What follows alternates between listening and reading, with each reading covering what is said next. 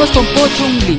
Él es catedrático, experto en temas económicos del Instituto de Altos Estudios Nacionales. Nos congratulamos, aparte, por el nivel que existe en el IAN para poder analizar las temáticas que tienen que ver con economía y que tanto nos preocupan como país. Básicamente le hemos invitado para poder comprender, en términos muy sencillos, como ya nos ha dejado ver que es su forma de explicar, qué va a pasar con un posible TLC con los Estados Unidos cuando conocemos que la política estadounidense es mucho más agresiva que la europea y el acuerdo comercial con Europa dejó ya de lado como 94 partidas agrícolas para proteger al productor nacional.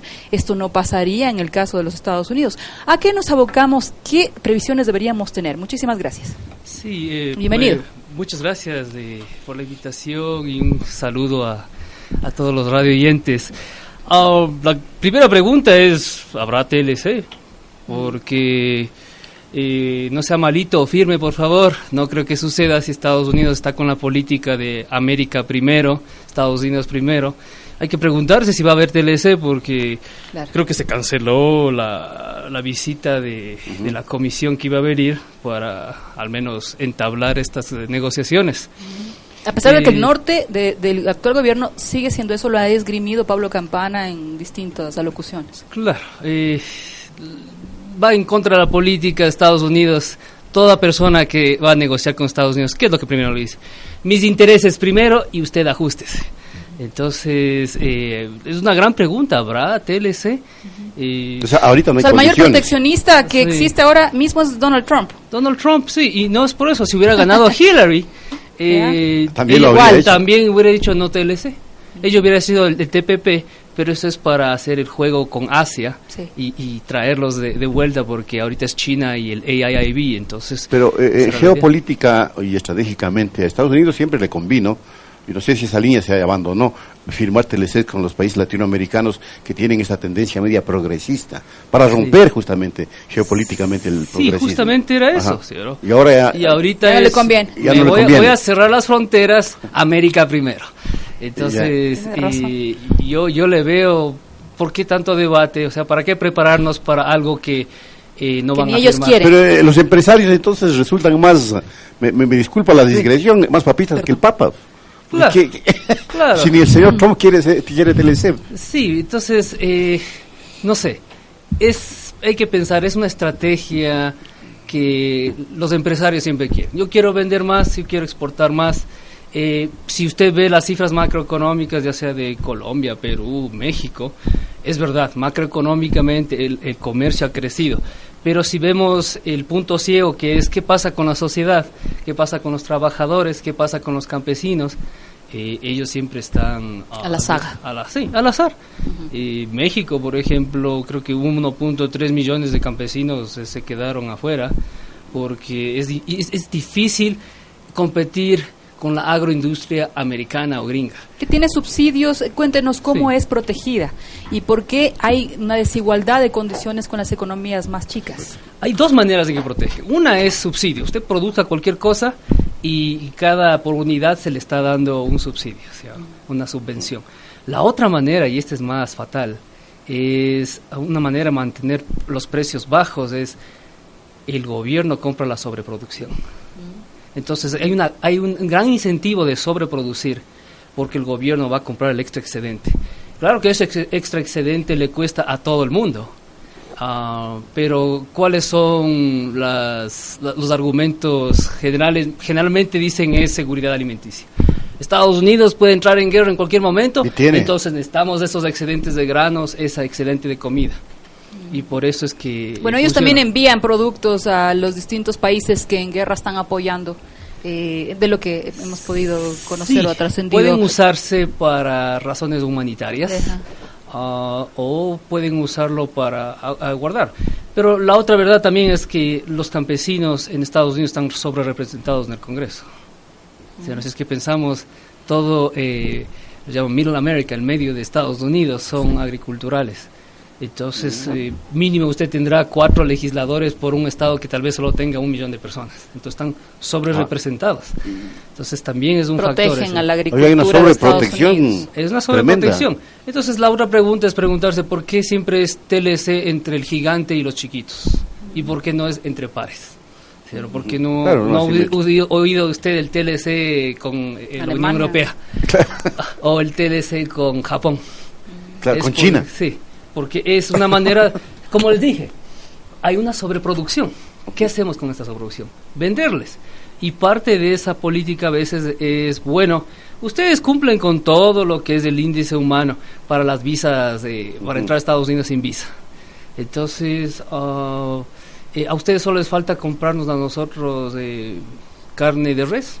Así se aniquile su economía. Entonces, así ustedes sean pobres, o sea, pero pueden entrar a Estados Unidos o a la Unión Europea. Sí, pueden entrar, pero cómprennos a nosotros. Porque si hablamos de índice de desarrollo humano, ustedes sí cumplen. La tasa de que sus visas sean negadas es muy baja. Entonces, si queremos hablar de requisitos para entrar visa electrónica, por ejemplo, o sea, no tienen que sacar la visa, ustedes cumplen, pero solo les falta comprarnos este excedente que puede ser granos, o sea, claro. Depende de qué país. Ellos también le dicen, por ejemplo, Taiwán, que es un país chiquitito, que obviamente no tiene espacio para las vacas. Entonces, ustedes tienen que comprarnos carne de res. Entonces, es parte de ese instrumento. Ese es el juego, digamos. Sí. Al que nos veríamos abocados en un momento determinado. Ahora, la realidad económica ecuatoriana estaría permitiendo de que los sectores empresariales presionen, económica y política, ¿no?, presionen al gobierno nacional para que se posibilite una firma de un acuerdo multipartes, porque aquí la gerente del Banco Central nos dijo, no hay tal TLC, va a haber un acuerdo multipartes, sí, similar al de Europa, pero un poquito más beneficioso para los ecuatorianos. ¿Es posible eso? A ver, es posible. Para no hablar de TLC. Sí, es posible.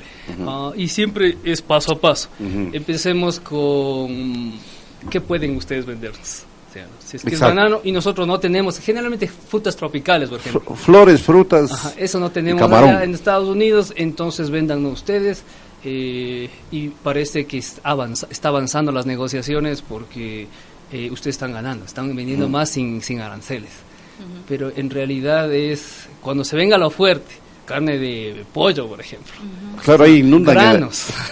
Entonces, lácteos incluso se ha llegado a mencionar. Sí. Entonces no estamos preparados localmente, o sea, nacionalmente, para ir a abrirnos a competir contra los gigantes. Entonces, ahora, pero un ex canciller, José Ayala Lazo, ha dicho que el Ecuador está por poco y más en las décadas de los 70s, 80s, totalmente retrasado por no haber firmado un acuerdo comercial con Estados Unidos. Claro, y no ser parte de la Alianza del Pacífico también. Además, dos lecturas, o sea, la verdad, y eso también hay que ver, es un argumento fuerte de hacer TLCs, es que fuerza al mercado local a ser más competitivo. Y cómo se negocia es muy importante, cómo se va a desgravar esos aranceles a largo plazo es importante. Les doy 7 años o 14 años para que comiencen a entrar productos extranjeros y cada año es paulatinamente un poquito a poquito se va desgravando para que ustedes se vayan ajustando. Eso sí sucede, entonces no es desventajoso eso, pero tienen que ya tomar los pasos. Porque se da un impulso a la industria nacional. Sí, entre 7 a 14 valor años agregado, ya tienen que prepararse a competir. Para la arremetida, sí, porque así resulta. Y es poco a poco, ¿sí? Entonces cada año si es que no cambian, cada año van a sufrir pérdidas en ventas o competencia extranjera. Entonces tampoco, ningún TLC es firmado, mañana se abren las puertas, traiga todo lo que quiera, sino es poco a poco. Claro. Y cómo negociar esto, usted puede decir producto sensible, nación más favorecida. ¿No? Hay argumentos para hacer esto. Claro que Lucio Gutiérrez quiso firmar con todo, ¿no? Lleves hasta las fuentes de agua en el 2005, por lo cual separaron todos los movimientos sociales. Sí, entonces hacerlo mejor. Solamente una pequeña pregunta para tener clarísimo, además, cuál es la circunstancia de un Estados Unidos frente a un Ecuador, y luego vamos al tema de la dolarización frente a la balanza de pagos, está preocupante. Ya, ¿cuánta es la presión tributaria o la carga tributaria que tiene sobre el PIB Estados Unidos? ¿De la nuestra? Sí, digamos, el porcentaje nuestro alcanza, dicen 25% según sus cifras oficiales, 22%, sí, digamos, la carga tributaria del país, sí, frente al PIB. En Estados Unidos, porque usted decía que es el pueblo el que paga el proteccionismo que hay a la agricultura, a las distintas industrias. Estados Unidos depende de la escala, es progresivo, hasta 35%, ya, si usted gana como 100,000. Entonces Estados Unidos resulta que tiene mayor carga tributaria que Ecuador. Sí, pero en algunos este casos. Problema. No es blanco y negro. No es blanco y negro. El problema es esto. El problema siempre ha sido que el que es trabajador, el que gana salario, tiene carga progresiva. El que es negocio, no. Es fijo. Y tiene el infinito de gastos. Entonces puede usted facturar 5.000 millones, 700.000 millones y no pagar impuestos porque le puede cargar a sus gastos. Ah, claro. Estos son superhumanos entonces, quien crea sí, renta o riqueza. Sí, entonces por eso es que las grandes empresas siempre están número uno ahí, que más TLC o vendamos más. Porque ellos siempre pueden decir, es que yo estoy creciendo. Claro. Entonces, como estoy creciendo, tengo más gastos. Estoy contratando o más gente o estoy importando más máquinas. Entonces, este año no estoy haciendo plata. Sin embargo, estoy facturando el doble, el triple que el año pasado. Ya.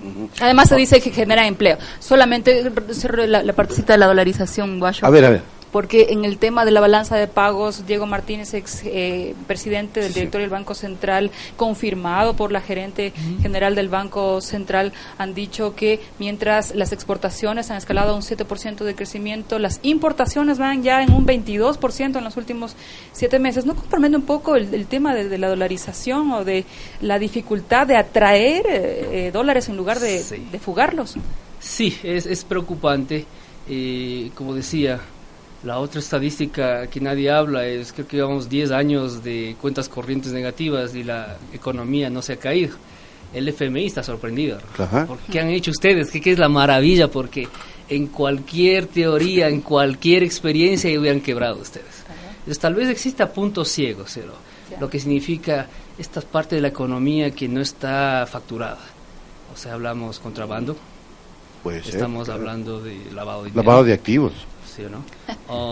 O alguna actividad que tal vez está escondida, que está sosteniendo la dolarización escondida, ¿cierto? Otras que existen, por ejemplo en China es el mejor ejemplo, es finanzas en la sombra, porque allá está estatizado las finanzas, o sea, y ellos solo prestan a empresas del Estado. Entonces el común de los normales no puede sacar préstamos, y por eso existe la banca en la sombra, que ellos sacan la plata de ella y le prestan al pueblo.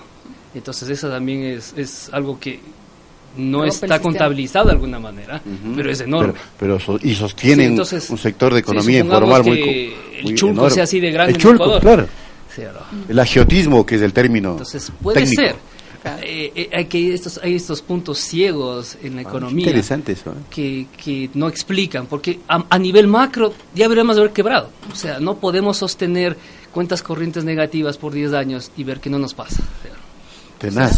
Una última pregunta, porque el tiempo se nos agota. Claro. ¿Es conveniente para el Ecuador, como dicen los empresarios, porque les oigo casi todos los días, volver a la firma de estos tratados bilaterales de inversión? Mire, yo le cito México, Colombia y Perú. Si es que queremos hablar, ¿qué pasa? Los salarios no suben por esta competencia. Como estamos contratando a diestra y siniestra, los salarios no suben generalmente cuando hay mucha exportación. Yeah. El problema de degradamiento ambiental es otro problema. Porque tenemos que ser más competitivos, especialmente si es que es productos agriculturales. Tendríamos que ser más fertilizantes, más químicos. Entonces también podría ser un problema en el tema ambiental. O si importamos más maquinaria, por ejemplo, que se usa más. Generalmente aquí van a usar el subsidio a las energías, del combustible. Entonces hay un problema ambiental también. ¿Qué más podría ser? Para producir más. Sí, entonces al requerimiento. No sé si es que, bueno, en nuestro caso no son las maquiladoras, pero usted puede citar México, el problema de las maquiladoras, donde se pierde derechos de los trabajadores. Se precariza el empleo. Entonces hay varias desventajas, pero no digo firmen o no firmen, vean los resultados de los vecinos de México y ver si es que nos conviene, ¿no? Ahora, retornar a la Alianza del Pacífico, donde está incluida Colombia y Perú, sería, mejor dicho, no retornar, incluirse dentro de esta alianza, ¿sería conveniente para el Ecuador o no? ¿Cómo le analizaría ese tema? Porque es otro de los planteamientos que se está haciendo. O sea, yo siempre pienso, si es que vamos a empezar, empecemos con nuestros pares. Si vamos a hacer algún tratado de libre comercio, ¿por qué no lo hacemos primero con nuestros vecinos? Claro, con Colombia, con Perú. Para Venezuela, que flujo. Más o menos tenemos economías similares, Entonces no habría, no es un gran salto. ¿Sí? No es tan asimétrico Sí, como dicen los técnicos. Sí. Uh-huh. O es, como dicen, no solo asimétrico, sino desigual en el sentido de quién tiene la economía más grande y quién impone y quién no impone. Ahí vienen problemas de soberanía, por ejemplo. Desde luego. Bueno. Muchísimas gracias. Gracias a Pochunlin, así es, ¿no? Pochunlin, sí. Pochunlin, economista, catedrático universitario del Instituto de Altos Estudios Nacionales, ¿no? Sí. Correcto, muchas gracias. Muchas gracias. Bien, y nos vamos. Viene el tiempo de la participación ciudadana y el debate en Espejo Libertario, en la Oreja Libertaria. Los martes, ajá. Y antes el micro noticiero. Con nosotros hasta el día de mañana. Bueno.